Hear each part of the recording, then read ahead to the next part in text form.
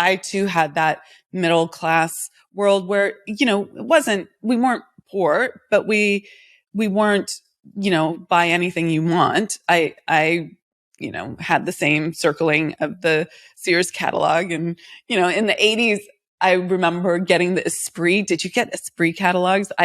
Yes.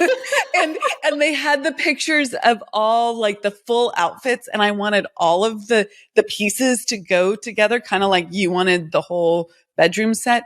And I had enough money for one shirt, right? Like I couldn't get the shirt and the pants and the this and that. And I just remember feeling very, very trapped by that. So here's this experience where you start seeing the possibility. And then how do you leverage that? How do you take that from zeros on a page and creating that for yourself? So I just started like in this position. It was like we basically managed wealthy people's money, and so I was just surrounded by wealthy people, like those that are like the most elite in the community, the most successful in the community, whether they were business owners or there were mom and pops that had like mom and pop shops that just put money aside, to top executives, to cities, like managing the city, like the city government money as well. And I remember that one of the people that worked at the firm, she said to me, she gave me probably one of the greatest pieces of advice. She says, don't get stuck in the water cooler talk with all of the administrative staff. Stay out of the complaining and the conversations that go on there, and choose who you spend your time with. Be in the room with those that are succeeding in this firm, right? Those that are focused on. And I was like, that at 20 years old, I was 20 years old when I got hired there, was the best advice ever. And so I just started spending time with people and just started like learning and thinking like them and understand. Like I was so curious, and they were so happy to share, like, how did you create this? And what did you do? And I just got obsessed with learning about them. And so in my 20s, through real estate and through the stock market, I became a millionaire.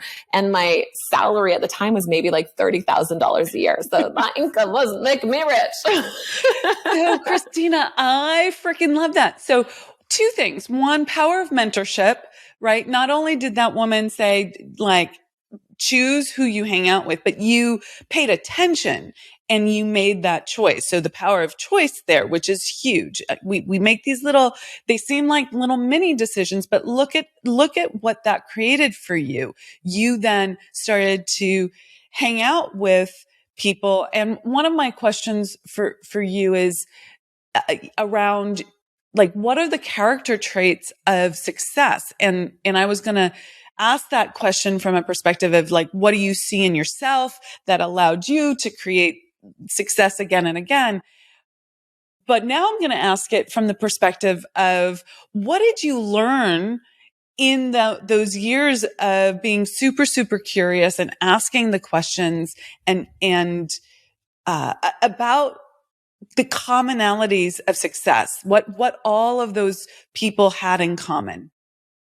Oh, it's such a good question. Hands down, number one, successful people are quick decision makers. Hands down, 100%. That's okay. For my listening audience, okay, who have heard me use that phrase over and over and over again. Christina and I have never talked about that before in our lives. So I'm constantly saying, be a quick decider. Success loves speed, right? These are the memes, the concepts that I share with my podcast audience, my clients, and anyone really who will listen, because it was such a wake up call that you didn't have to overthink. You could trust yourself. You could make decisions. You could make decisions quickly, get a result. It might not be the result you want, but you get the result so much faster than if you didn't make the decision at all. So tell me your slant on that. How do you see it? Yeah, it's like, for sure, it comes down to trusting yourself and recognizing that there never actually is a right decision. Like, if we just eliminate the concept of the thought that every decision, there's a right decision and there's a wrong decision, it's just a decision. And it gets you in motion. When you're in indecision, it's painful. You're spinning, you're contemplating, and you're in your head, you're overthinking, you're overwhelmed, you're confused. But the moment you make decision, you have forward momentum. You move, like you're moving towards something. And think about like if you have a stalled car, if you try pushing a stalled car up a hill and it's stopped, it's going to be near impossible to get it going by yourself. But if you have a car that's already rolling and it's stalled, but it's like in motion already and it's rolling, you can easily turn the steering wheel. The car is going to turn. There's going to be motion. So the same applies for when you make a decision. When you make a decision, you're moving forward and you can course correct, you can adapt. But if you don't ever make the decision, you're never going to find out where you get to go. So 100%, that hands down is the one of like the key success traits. Totally. Okay. I love that. And you saw that in these people that you were constantly asking questions of. You saw this again and again.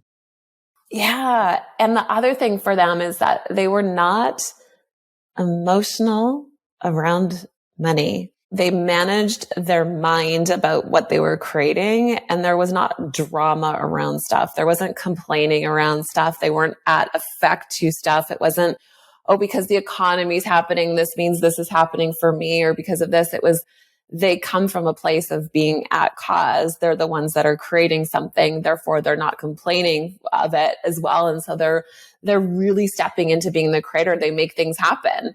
It's like, if it's not there, it doesn't matter. It's like they get to create it. So there's just so many incredible characteristics that are just so valuable to learn. And you just start to see that every single person at that level, I mean, with more money to make, the way I look at it too is like the more money you make, the less triggers you have, emotional triggers you have, the less stuff bothers you. And the less you make, the more stuff bothers you. Like it's just so fascinating, but like and not even just in your business, but just in your life, like your husband, like might irritate you about something because like you have an emotional trigger around something. And I can tell you the more money you make, the less you respond, the less you have that like reaction, or you might quickly react and catch yourself and not go down the rabbit hole of emotions. But it's, I think that's a big piece too.